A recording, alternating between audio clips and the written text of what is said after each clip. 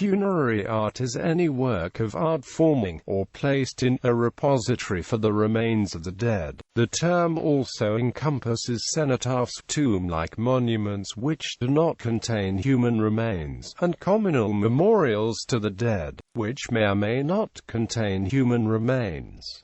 Funerary art may serve many cultural functions. It can play a role in burial rites, serve as an article for use by the dead in the afterlife, and celebrate the life and accomplishments of the dead, whether as part of kinship-centred practices of ancestor veneration or as a publicly directed dynastic display. It can also function as a reminder of the mortality of humankind, as an expression of cultural values and roles, and help to propitiate the spirits of the dead, maintaining the benevolence and preventing their unwelcome intrusion into the affairs of the living. The deposit of objects with an apparent aesthetic intention may go back to the Neanderthals over 50,000 years ago, and is found in almost all subsequent cultures. Hindu culture, which has little, is a notable exception. Many of the best-known artistic creations of past cultures, from the Egyptian pyramids and the Tutankhamun treasure to the terracotta army surrounding the tomb of the Qin emperor, the mausoleum of Halicarnassus, the Sutton Hoo ship burial and the Taj Mahal, are tombs or objects found in and around them. In most instances, specialized funeral art was produced for the powerful and wealthy, although the burials of ordinary people might include simple monuments and grave goods, usually from the possessions. An important factor in the development of traditions of funerary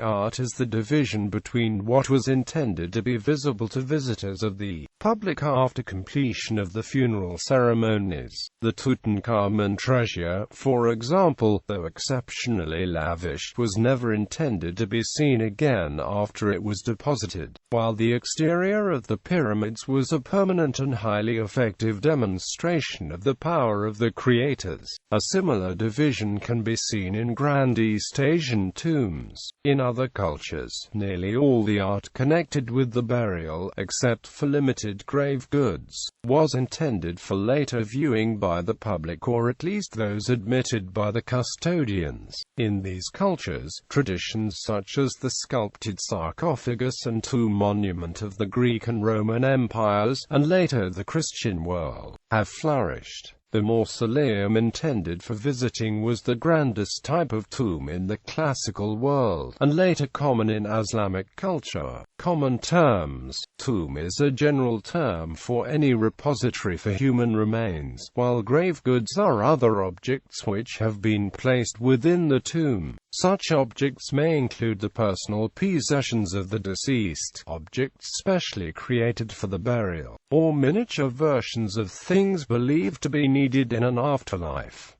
Knowledge of many non-literate cultures is drawn largely from these sources. A tumulus, mound, kurgan, or long barrow covered important burials in many cultures, and a body may be placed in a sarcophagus, usually of stone, or a coffin, usually of wood. A mausoleum is a building erected mainly as a tomb, taking its name from the mausoleum of Mausolus at Halicarnassus. Stele is a term for erect stones that are often what are now called gravestones. Ship burials are mostly found in coastal Europe, while chariot burials are found widely across Eurasia. Catacombs, of which the most famous examples of those in Roman Alexandria, are underground cemeteries connected by tunneled passages. A large group of burials with traces remaining above ground can be called a necropolis, if there are no such visible structures. It is a grave field.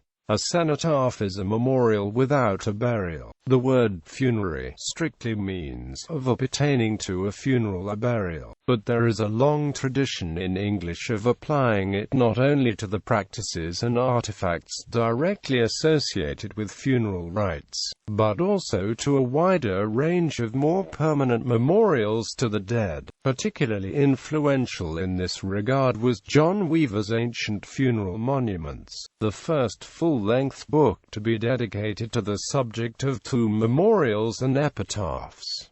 More recently, some scholars have challenged the usage. Philip Lindley, for example, makes a point of referring to tomb monuments, saying, "I have avoided using the term funeral monuments because funeral effigies were, in the Middle Ages, temporary products, made as substitutes for the encoffined corpse for use during the funeral ceremonies." Others, however, have found this distinction rather pedantic. Related genres of commemorative art for the dead take many forms, such as the moai figures of Easter Island, apparently a type of sculptured ancestor portrait, though hardly individualized. These are common in cultures as diverse as ancient Rome and China, in both of which they are kept in the houses of the descendants, rather than being buried. Many cultures have psychopomp figures, such as the Greek Hermes and Etruscan Charion, who help conduct the spirits of the dead into the afterlife.